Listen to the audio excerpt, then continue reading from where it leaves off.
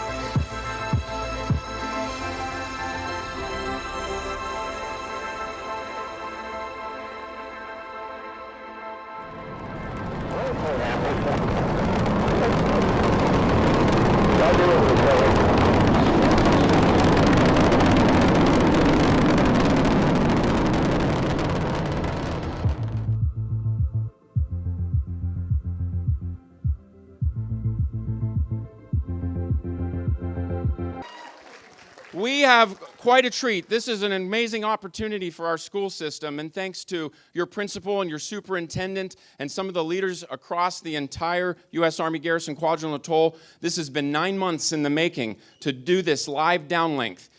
So on Astronaut Day in May, we had the opportunity to talk a little bit about the space station and what it's like to live and work. I talked a little bit about my mission and how I trained, how I became an astronaut, and how that led me here to Kwajalein Atoll with you.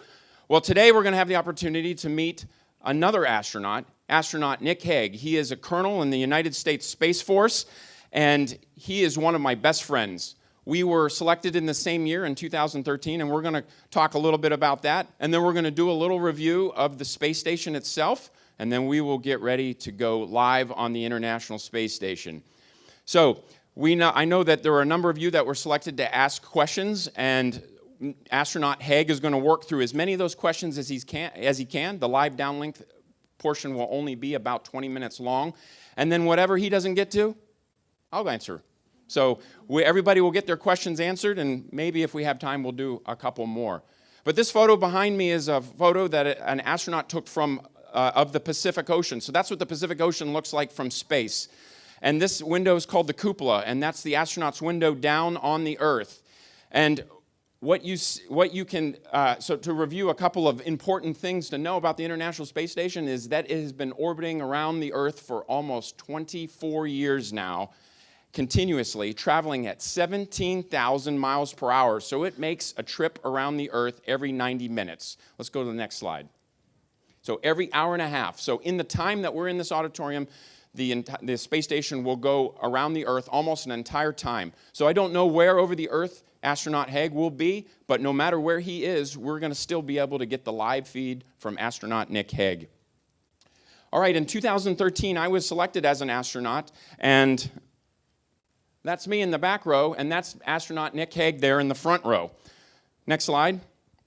So we came together as a family and began training together, and so those other 7 astronauts that were with me became my friends, and we trained together for 2 years. And this is the first time we experienced microgravity, or zero gravity, on an airplane that did a little nosedive and gave us a series of a couple seconds of what it's like to float. So that's us all floating together for the first time.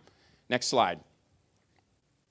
We train a variety of different skills, and one of the most important is spacewalk skills. So that's astronaut Nick Hague helping me get suited up at a giant a giant swimming pool called the Neutral Buoyancy Laboratory, where we train for spacewalking. And that was important because astronaut Nick Hague and I did a spacewalk together in 2019. It was my first spacewalk. I ended up going on and doing several others, but my first spacewalk was with astronaut Nick Hague. Next slide.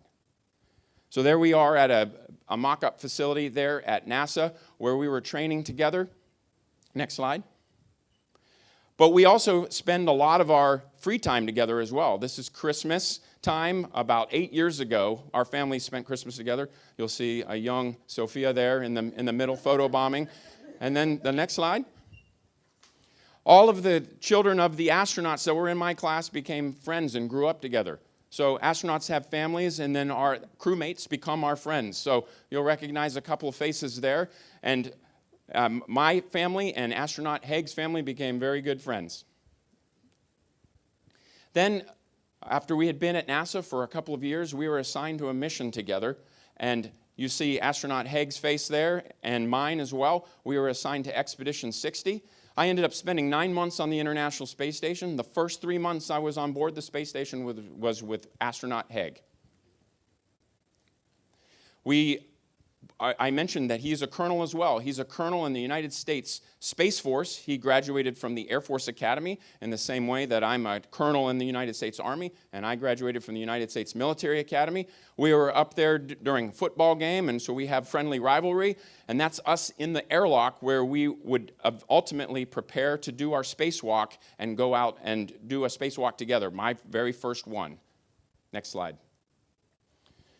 All right, there's the International Space Station. We're going to be going on board here shortly. A couple things I wanted to point out there. Those big golden wings out there, those are the solar array wings. That's how the International Space Station generates its electricity.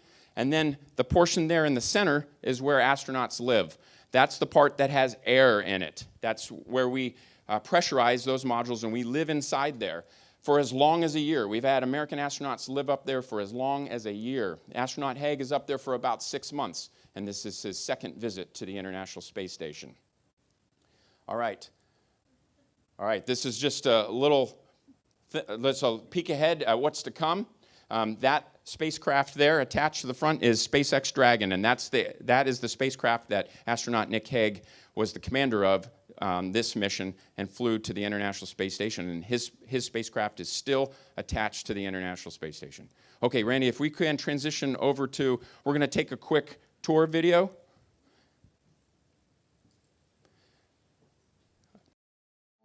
Okay, we're going to start our fly-through tour from right here. We're in the Japanese experimental module, and we'll start flying this way. I got my selfie stick here, flying through, and flying from the GEM, we call it, the Japanese experimental module, into node 2. And this is the direction of ISS travel, that direction. And this is node 2 is also where we live. These are our crew quarters. This is my crew quarters right there, has my name above it. There's one of my crewmates down there making a phone call. That is Jessica Muir.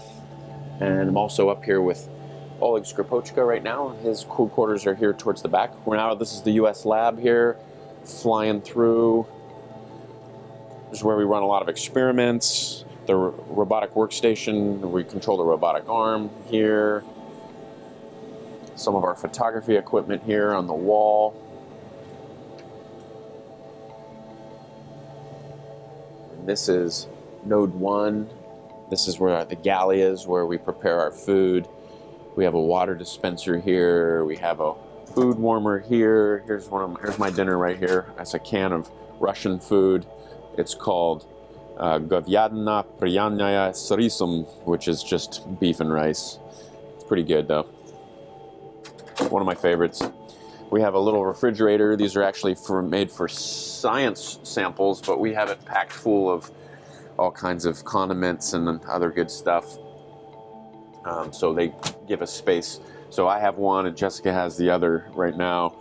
And then here we have our table.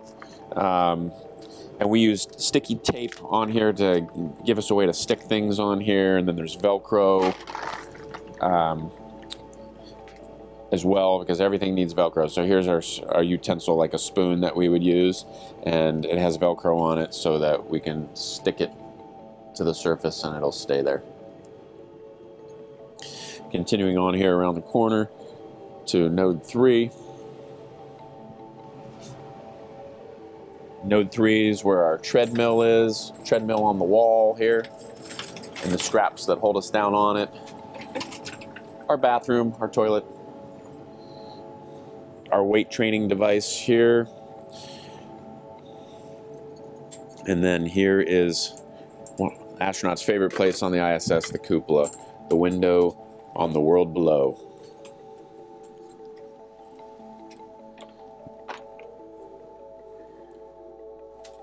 Outside here you can see Cygnus vehicle, which is one of the visiting vehicles that came to visit us a couple weeks ago, and then also SpaceX Dragon. That was SpaceX 20, plugged into a different port. So we just flew from over there. We were just over there and we flew through the pressurized modules to get here. And then the back part of the space station is the Russian segment, and that's a Russian resupply vehicle called Progress docked to us. So we have 3 visiting vehicles here right now, full of cargo. And then my Soyuz that I'll depart on in not too long, couple weeks, is back there in the very back of the station. Can't see it, but you can see its solar array sticking up there at 45-degree angle there, and that is where we'll depart from. So we fly over a lot of ocean. So right now it looks like we are, I haven't checked on the map to see exactly where we are, and there's the solar array wings out there.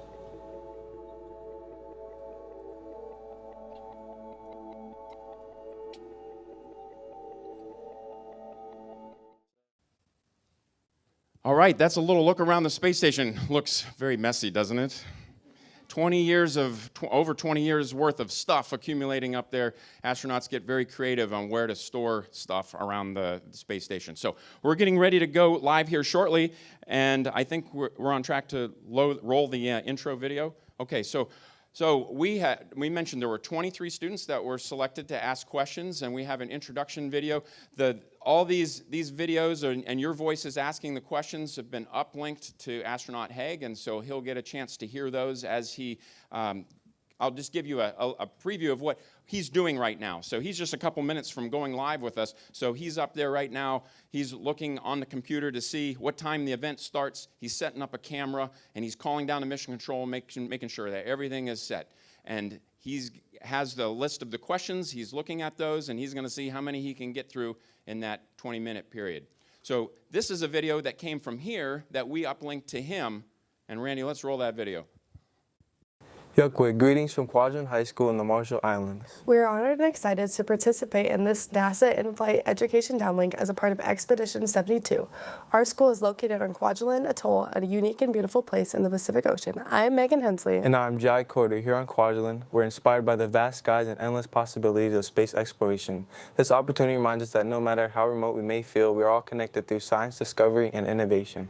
Thank you, NASA, for inspiring students like us around the world. We are thrilled to learn from the astronauts aboard the International Space Station and can't wait to ask our questions. Como tada, and thank you for this incredible experience. How awesome is that? Those voices are going to be in space.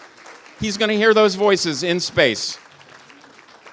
All right, we'll go ahead and pull the countdown up just as we approach our window. And we will be able to fill some of the time, and we'll just double check to see where we are in our timeline. 8 minutes, okay. That means that we can talk for 8 more minutes while we're waiting to go live.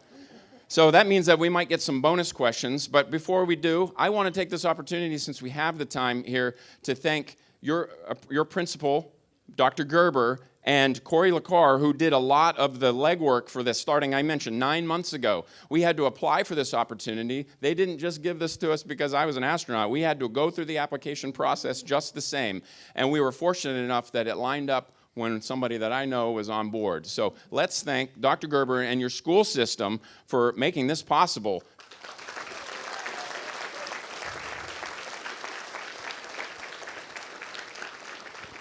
NASA also recognizes that it's that what we do here, that the radar systems that we have here contribute to looking out into space and knowing what's there.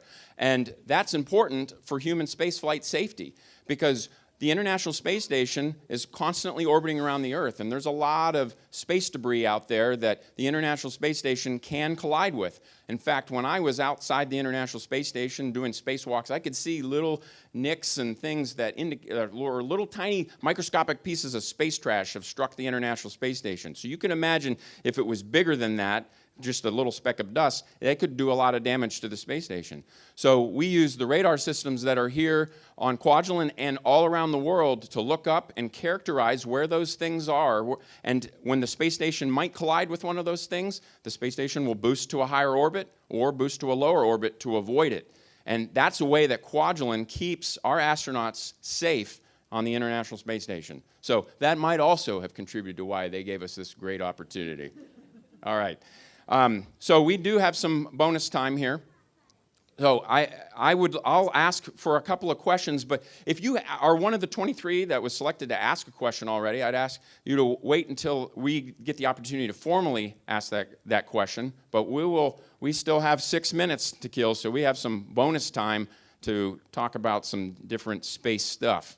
So I'll ask the teachers to help corral that. Or how about you in the front row, because your hand's been up since I stood here, since I got here. How do you breathe? So how do we breathe? We astronauts breathe just like they do on Earth. So you saw me in that video. I was in space, and we bring air and we pump that into the module, so it feels just like you do right now.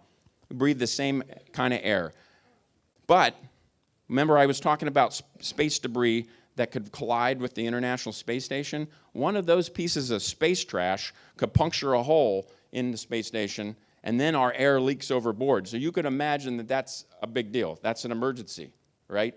Like a balloon. Imagine a balloon leaking overboard, or a balloon leaking out. So that's exactly what the space station is. It's kind of like a big, stiff balloon made out of aluminum.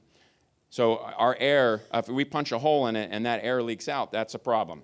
So that's why we need radars here to make sure that we know where all that space trash is. But if we do get a hole poked into the International Space Station, we do have a way. We are trained to recognize when the pressures start to drop, and we block off the area where we think it's leaking from, and then we just won't go in there until we know exactly where it is, and then we're trained to go plug that hole. Sometimes we have holes up there plugged with very simple things. Just covering it with a patch is enough to keep the air from going over. Now, luckily, we haven't had any big leaks of the space station, but that's because we do a good job of making sure that the space station doesn't run into space trash. But it can happen. But that protects our air, which is the most important thing that we have up there, followed by water and food. Good question. All right. Yes, right here. Well, considering the fact that there could actually be other life outside of this reality, like the fourth dimension, meaning, therefore, there could actually be aliens in another dimension, meaning there would be other life, meaning that if they have the right technology, then they would be able to go to the fourth dimension. I see where you're going with this. Now, I've reviewed all 23 questions already, and that is the most complicated one on the list. And so part of my mission, I didn't get to go to the fourth dimension, but it is it possible that there's life out there? I think it's possible, yes. Right now, I wasn't able to see any evidence. People like to ask me the question, did I see any aliens when I was up there? And the answer is no. But I had some crewmates that acted kind of like aliens sometimes. Let's see, let's go over here. Let's see, we got 3 minutes. Yes, you're right. Can I hold it first? Oh, yeah, you can hold it. Go ahead.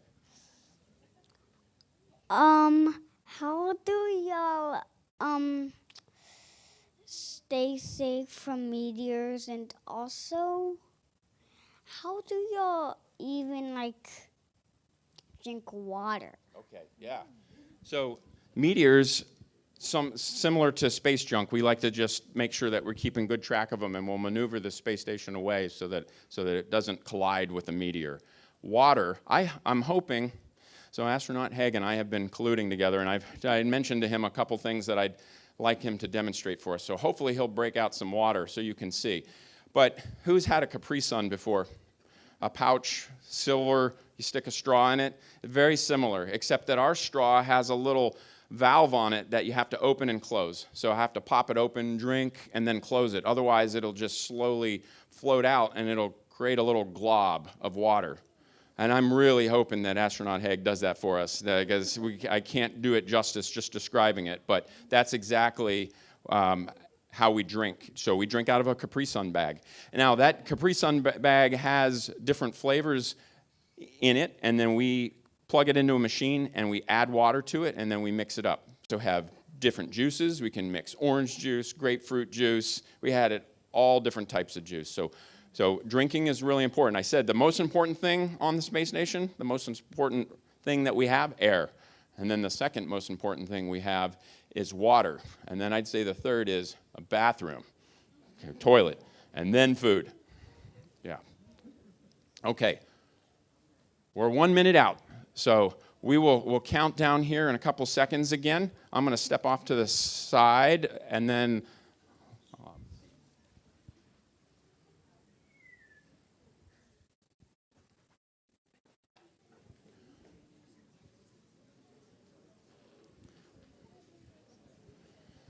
getting very excited.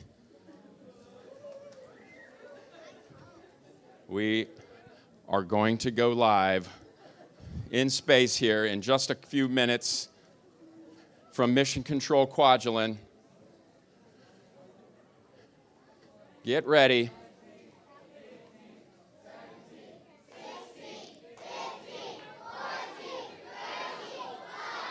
10, 9, 8, 7, 6, 5, 4, 3, 2, 1. Going live. And station, this is Houston. Are you ready for the event? And Houston, I am ready for the event. ACR, this is Mission Control Houston. Please call station for a voice check. Station, this is Houston ACR. How do you hear me? ACR, I've got you loud and clear. Please stand by for opening remarks. Yokwe, greetings from Kwajalein High School in the Marshall Islands. We are honored and excited to participate in this NASA in-flight education downlink as a part of Expedition 72. Our school is located on Kwajalein Atoll, a unique and beautiful place in the Pacific Ocean. I am Megan Hensley. And I'm Jai Corder. Here on Kwajalein, we're inspired by the vast skies and endless possibilities of space exploration. This opportunity reminds us that no matter how remote we may feel, we are all connected through science, discovery, and innovation. Thank you, NASA, for inspiring students like us around the world. We are thrilled to learn from the astronauts aboard the International Space Station and can't wait to ask our questions. Como tada, and thank you for this incredible experience. What do you miss on Earth other than your family?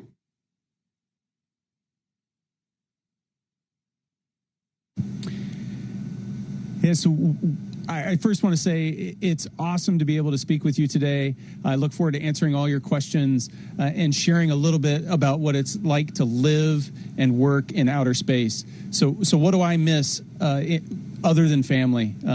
Absolutely, I miss my family. But the other thing that I think I miss is weather. So inside the space station, it's always 70 degrees, about 70 degrees, and it's always not really humid, and it's controlled. But I miss wind, I miss rain, I miss the feeling of water hitting my skin and actually moving, because here in space, water floats. And so here, let me just show you. It's easier to just show you rather than to just, to try to describe what you're seeing. But water just floats up here. And that's why we're here. We're doing experiments because we can take gravity out of the equation, just like I've done with this water right here. And so this water floats. And if it gets on my skin, it just goes all over. It doesn't move, and it slowly becomes the temperature of my body, and then it's almost like it's not even there. And so I've missed the feeling of cold rain falling on my skin and running across my skin rather than water just kind of floating. But it's mesmerizing up here. This is the amazing reason. This is the reason we're in space on the International Space Station doing science. Awesome question. If you could share one lesson about being in space for the next generation of astronauts, what would it be?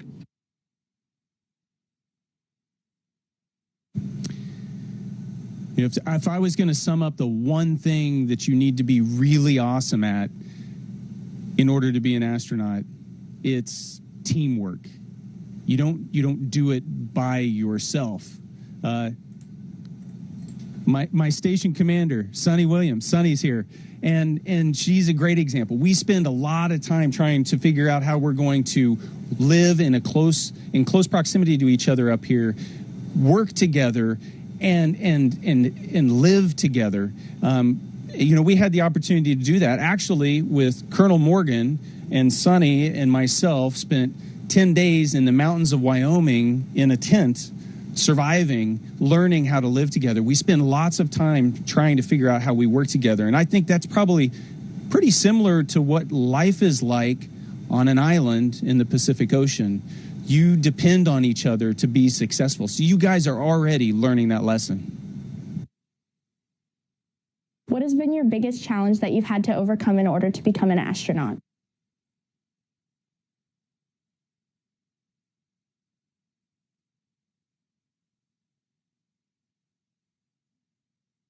Yeah, I think that's a great question, and it's hard to think about what's the biggest challenge. Nick hit the nail on the head about teamwork, right? So I think just working with teams takes away some of that challenge. If you feel like you can trust your teammates, that makes everything easy, because things are difficult up here. Just like he was talking about the water. So I think challenges, like you mentioned earlier, being away from home, being away from things you're familiar with. You guys living on an island sort of understand what we're talking about.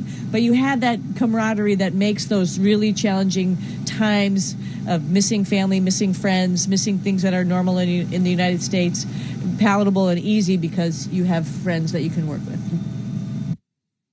Did the stars look even more beautiful in space than on Earth?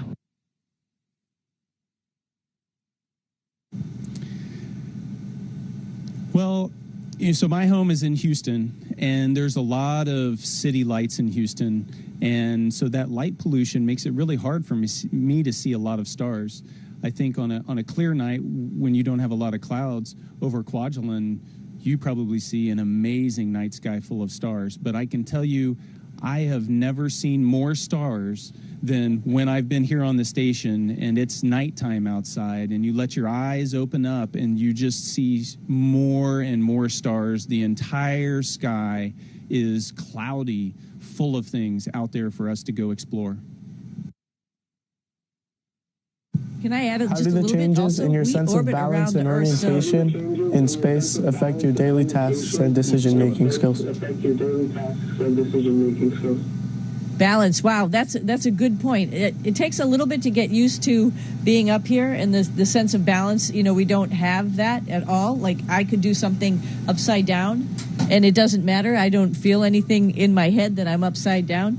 So once you get used to not worrying about it, it is actually really freeing and it's really cool. And we have experiments all over on either side, on the ceiling, on the floor. You can do that and you don't even worry about it, and you just get used to it. I'll just make one comment about the stars. Because we orbit around the planet, we not only see stars, what we're used to in the northern hemisphere, we also see stars in the southern hemisphere. So it's pretty spectacular, maybe close to what you guys can see. Can anybody be an astronaut with the right amount of training?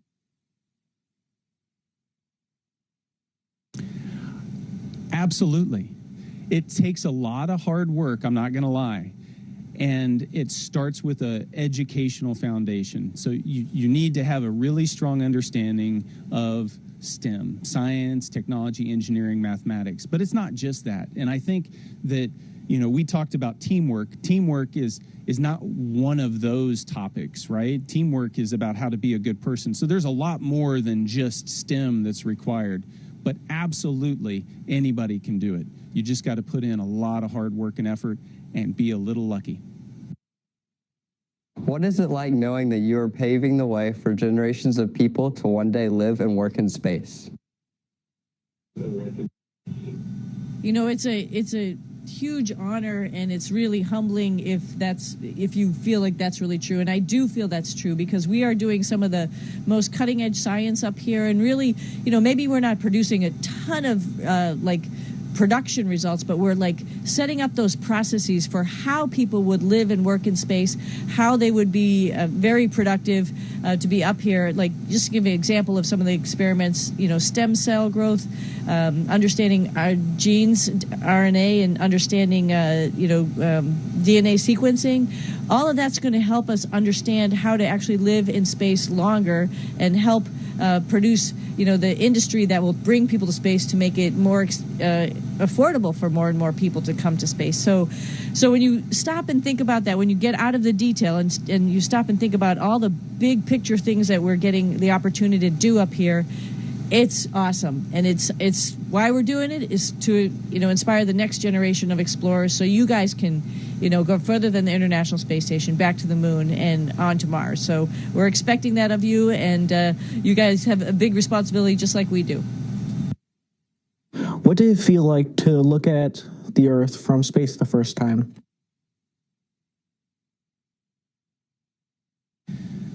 I think for most everybody up here, it's a really emotional event. You look down and you go into the cupola and you're surrounded by windows, and I can look 1,500 miles one side, 1,500 miles to the other side. You can see so much in just one view. And what is amazing is just how all connected it is. And you're going by, 5 miles a second, you're moving, and it's just gliding underneath you peacefully. And when I think about all the time I spent in school studying geography, most of the things I looked at had all these borders, and they had all these divisions and showed you where the countries were and where cities were. And that wasn't the thing you notice, because you don't see the borders. You just see the Earth, and everything is connected. It's a moving event.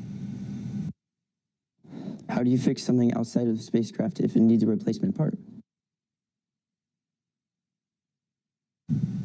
So outside, luckily enough, we actually have, I would say, tool belts, big, huge tool belts outside on the space station. So folks have thought maybe, of all of the contingencies of what could break outside, or at least how to fix outside, whatever the box is or whatever the solar array, whatever it is, for a temporary fix until we can get other parts up here if we needed them. But we do have some manufacturing capability up here. We do have some 3D printers. It's in its fledgling state, but we're learning how to do that, because when you guys take the long trip like I was talking about, we're going to have to do that. We're not going to be able to get supplied from the ground. So we're going to have to figure out manufacturing. So we're in the first steps of doing that. It's a great question. How do you manage the psychological and physical effect of prolonged space travel?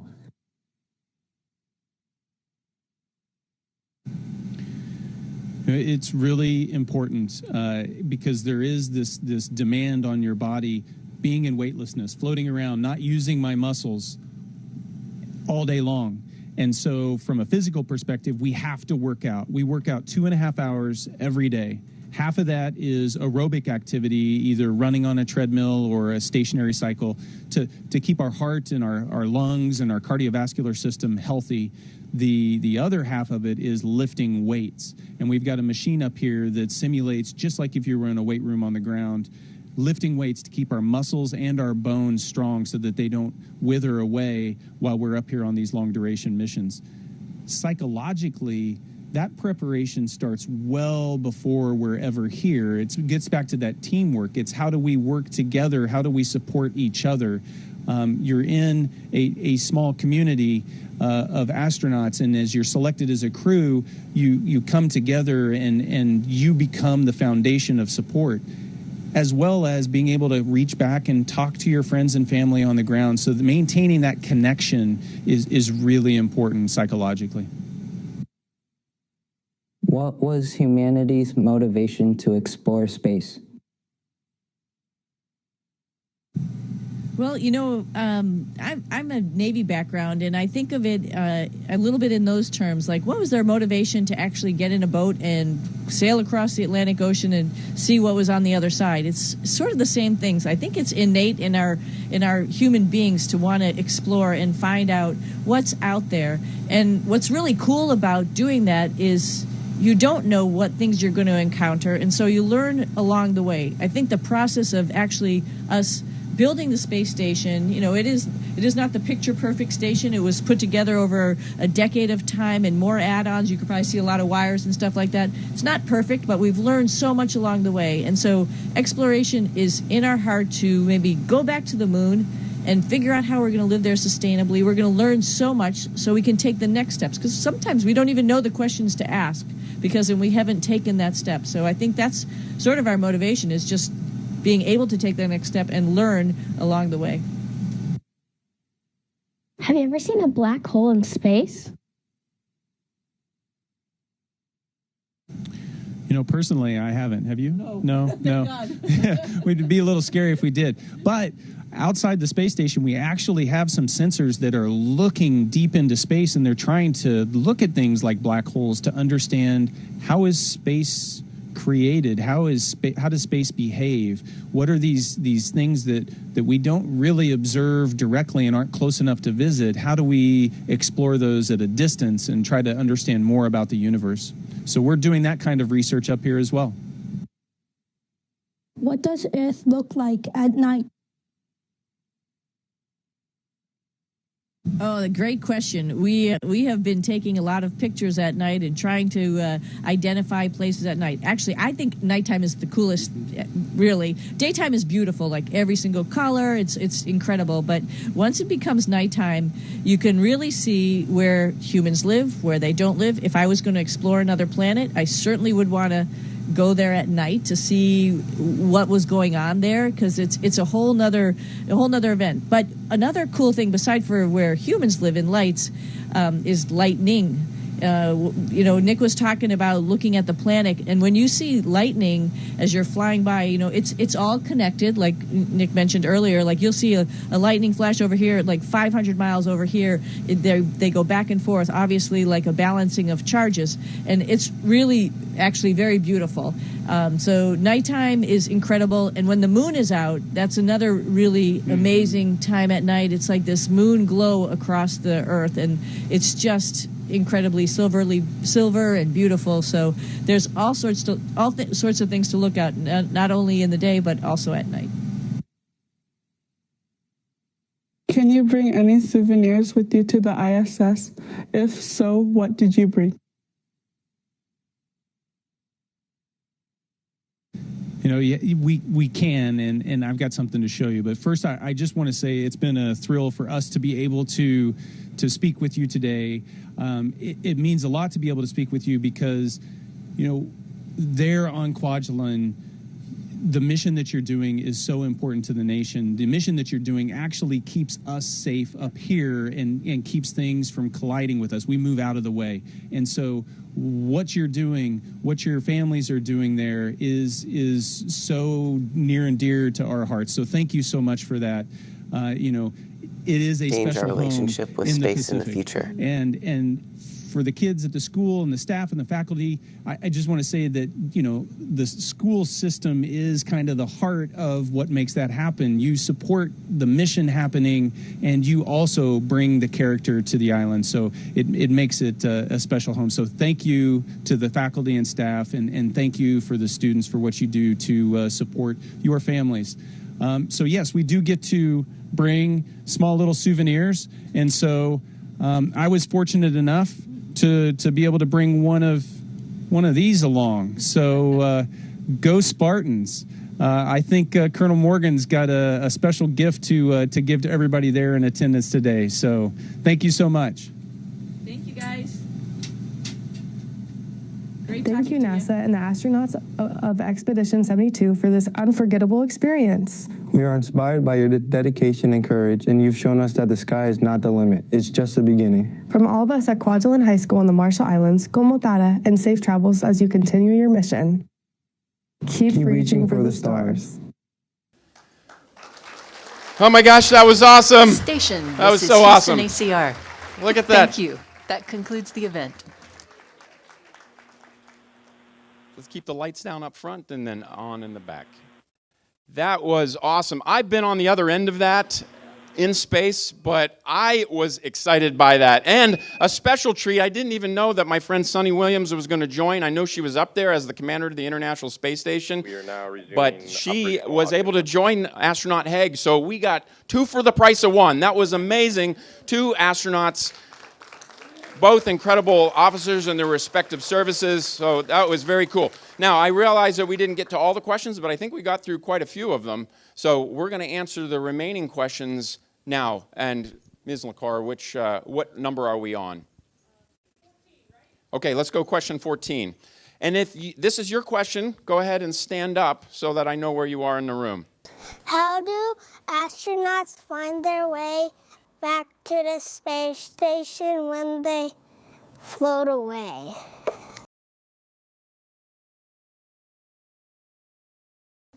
That is not a position that we usually want to be in, where we're floating away from the space station. So when we're out there doing a spacewalk, we have a couple of different ways to keep us safe. So we just have a tether, like a connection point with a little hook on the end, and I try to keep 2 of those hooked to the space station at all times. If both of those were to break, then I have a jetpack that could fly me back to the space station. That does not happen very often. If it does, it would be a very scary day. But we do try. But the number one way that we stay attached while we're doing a spacewalk is just with our hands, holding on with our hands. So one of the things that astronauts have to work on a lot for spacewalking is grip strength with your hands, because you're holding on for dear life the entire time. All right, good question, Emerson. All right, fifth, they'll just keep moving in order. How long does the International Space Station orbit the Earth? Where is Mateo? Go ahead and stand up. All right. So the space station, in order to stay where it is, which is 250 miles above the Earth, has to travel at 17,500 miles per hour. And so to make one trip around takes an hour and a half. So that's how fast we're going. But the space station was assembled in pieces, and it's been, to answer the question of how long has it been up there, the assembly started in 1998. That was a long time ago, and then it was complete. It took over 10 years, almost 15 years, to fully assemble it. So right around the time I was selected as an astronaut, around 2012, it was fully assembled. And so we've been putting pieces up there and keeping astronauts on board for 24 years. So longer than all of you have been alive and half of my life, there have been astronauts living on board the International Space Station continuously, traveling at 17,000 miles per hour. All right, great question, Mateo. Hi, my name is Mialina, and my question is, have you ever seen a black hole from space? Where is Mialina? Right, great question. So you heard them talk a little bit about black holes.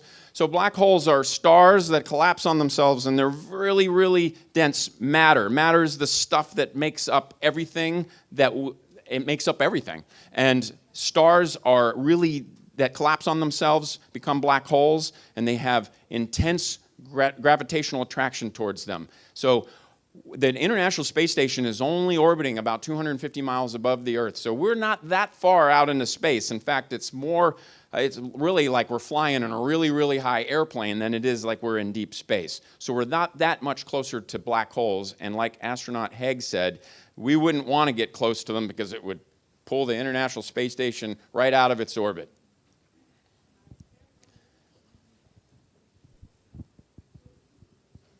What happens if you get sick while you are in space? Where's Johannes? All right, yes. So I also happen to be, before I was selected as an astronaut, a medical doctor. Now, we don't have a requirement to always have a medical doctor on board the space station, but it's a good idea to have one, I think. And so when my crewmates got hurt, they came to me, of course, but sometimes we don't have, and right now, as an example, right now they don't have a doctor on board the space station. So somebody gets some extra training, and we have a lot of extra medications and things that we would need in an emergency, first aid kits up there.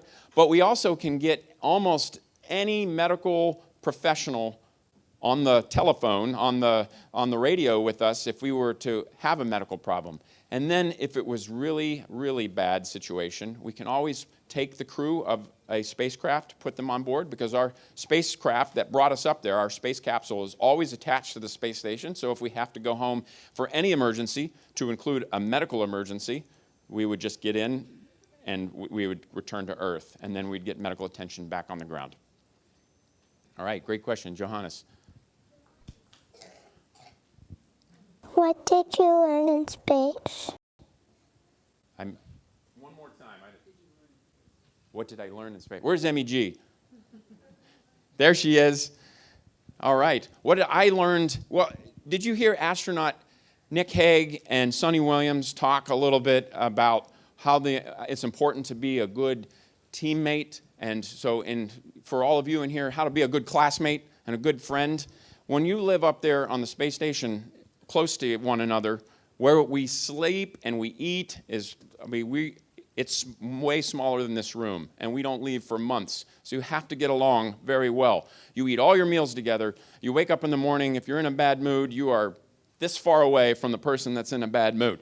So being a good person, listening to your parents, listening to your teachers, being a good friend to all the people around you, being a good classmate to the people in your class, that is something that astronauts value very, very highly.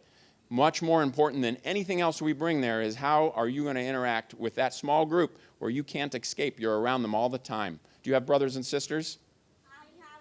That's what it's like. Those people that I lived with on the space station, my crewmates, from that little time astronaut Nick Hague, he's like a brother to me. I know him as well as I know members of my own family. That's how close we are. So think about that next time you interact with your friends and your brothers and your sisters and your parents, like you're an astronaut on the space station. All right. Can you see rainbows from space? Well, it's a good question. So rainbows like we see them, where we see on like an arc shape here, and we see good ones here, sometimes double rainbows here in Kwajalein. I didn't see rainbows like that, but what we do see is, especially when we're flying over a big ocean like the Pacific, is that we see reflection off of the surface of the ocean, and then in places like around here, as we know, we have a lot of moisture, a lot of water in our atmosphere, and sometimes that reflection can cause a rainbow-like reflection all the way around the sun glint off the surface of the ocean as we fly by, if we are flying by the daytime side of the Earth. So we see some pretty incredible things. Another multicolored thing like rainbows that we see is that we can see the northern lights and sometimes the southern lights, which are called aurora borealis and aurora australis, which those come from something different. That comes from solar radiation coming from the Earth, interacting with the magnetic effect of the Earth, and it causes some charged particles to make multicolors. So we see a lot of really interesting color things coming off the Earth. It's pretty incredible. Thank you, Rachel. What planet have you seen in space? Johnny. So the planet that we see the most clearly is Earth, which maybe, do you know that Earth is a planet? It's the third planet away from the sun. And that's the planet that we all call home, and that's the planet that astronauts like to look at because it is the most beautiful planet in the universe. It really is. So that's the planet that we see the most. Now, like I mentioned, we're only 250 miles above the surface of the Earth, so we're really not that much closer to any other planets. But all the planets you can see with your eyes, which you can see very well here at Kwajalein, like Venus and Mars, which you can see here. If you just look up at certain times in the night sky, they look like a really, really bright star. Well, outside of the atmosphere, orbiting in the space station, we see those same things. And we're not that much closer, but what we don't have is the atmosphere in the way. And so it's even brighter and more crisp. You can see it very clearly. But we're really not, we're only very, very, very tiny infinitesimal amount closer than you would be if you were on the surface of the Earth. How do you think space tourism might change our relationship with space in the future? Nathan, all right. So, as you know, you hear a lot about Elon Musk in the news lately, and he has definitely changed the game, because that vehicle that astronaut Haig was the commander of that took him up to the space station. So astronaut Haig and I, when we launched the first time 5 years ago, we flew on a Russian rocket launched from Kazakhstan and into space. At the time that we flew our first mission, we did not yet have the SpaceX Dragon and the space shuttle, which you saw launching in the video. That's long retired before I became an astronaut. So the only way we could get to space was on a Russian rocket. Then, right after I returned from the space station, Elon Musk had the first test flight of SpaceX Dragon, which is a program that NASA and the US government funded for SpaceX to develop as a way to get to the space station. And it's been very successful since. And as a result, it not only flies NASA astronauts, but it also can fly people who can afford that kind of price tag on their own to fly to space, to include a gentleman by the name of Jared Isaacman, who will become the next NASA administrator. So these things are going to change the way that we get to space, and it's going to change the way that anybody could get to space. And for now, it's going to be people who have the money and the means, but there will be other ways. I think this is going to open up space to just about a whole variety of different people, different missions, different countries. It's going to make it more accessible.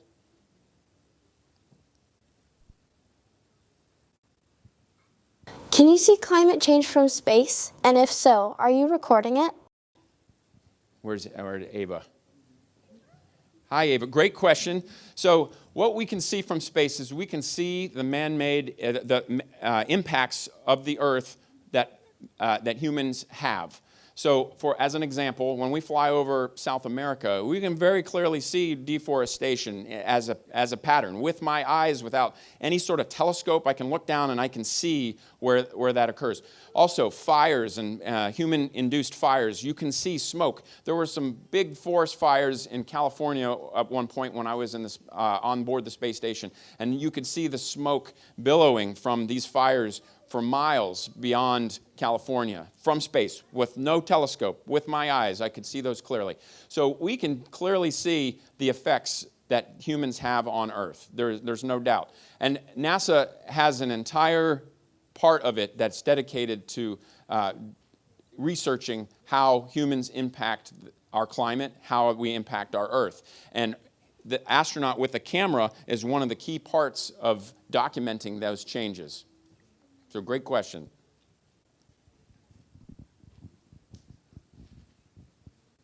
What is the strangest thing you have seen since you've been in space?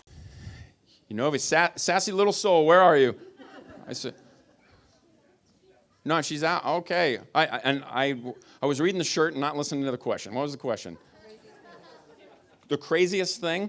So you can see that living in microgravity is a lot of fun, and we played games and things. You know, anytime we have a meal together, it became game playing with our food. You know, floating candy at one another, doing flips, or we'd have contests to see who could float the furthest in the station without running into something, because there's a lot of junk around there. So being able to fly from one module to the next and just fly like Superman through the module and without colliding with anything, you know, we have to turn the cameras off of that because mission control doesn't like us to play around like that, but because you can run into something and really cause some damage. But astronauts have got to have fun, and that's pretty crazy. All right. All right. Well, that was incredible. You heard astronaut Nick Hague say that this Kwajalein is important. The mission that we do is important to the astronauts on board even on board the space station, and that a place as tiny and remote as Kwajalein, they see us from space. Astronaut Nick Hague and astronaut Sonny Williams see us and know that this is our home and that the Kwajalein school system is an important part of this community. And he floated that spirit stick, which is a representation of Team Kwaj, and the school system is part of that. And so as a parting gift here, we already passed out? Okay, yeah, so hold up your Team Kwaj spirit stick. Okay, so and the adults will start passing out. There's one for every student, and there'll probably be some left over for faculty as well. And you can attach this to a keychain or to a name tag or make jewelry out of it, attach it to a zipper on your backpack, because Kwajalein is our home. It's important to America. Kwajalein school system is part of that. And this is the end of Space Week. Let's hear it one more time for your school system and the great Space Week that we had. Good luck and happy holidays. Oh, yes. Right, one more thing that we need to do before I hand this off is that astronaut Nick Hague and Sonny Williams would like to hear from us, and we're going to do a little quick selfie video. Second. I'm going to need that. Yeah.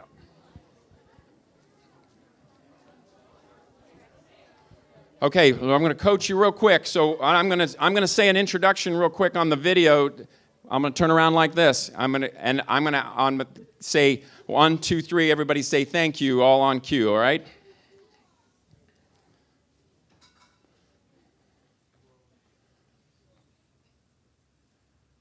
All right, Sonny, Nick, the entire Kwajalein school system and community, thank you. On the count of 3, 2, 1. Thank you.